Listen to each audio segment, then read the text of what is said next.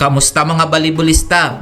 Wagi ang FPU Tamaros kontra sa UP Fighting Marons 25-23, 25-17, 25-15. Best player of the game si Drake Saavedra sa kanyang 16 points mula sa 15 attacks, 1 ace.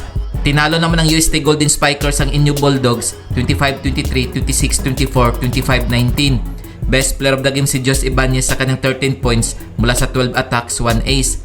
Kung umabot ka dito sa video na to, mag-like na at subscribe.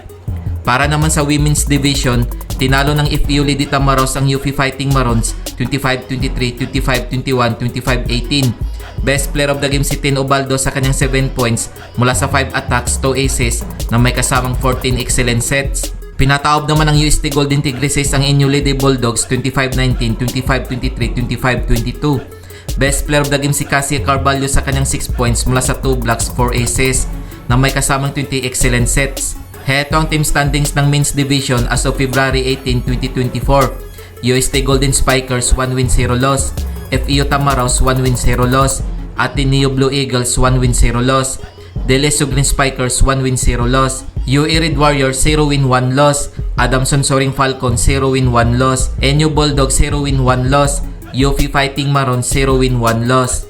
Heto naman ang team standing sa Women's Division as of February 18, 2024.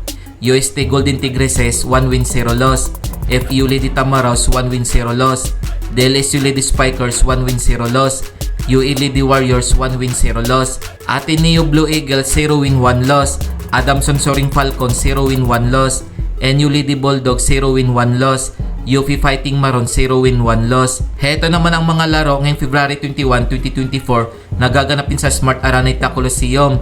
Sa Men's Division, maghaharap ang Deleso Green Spikers kontra sa FPU Tamaros alas 10 ng umaga.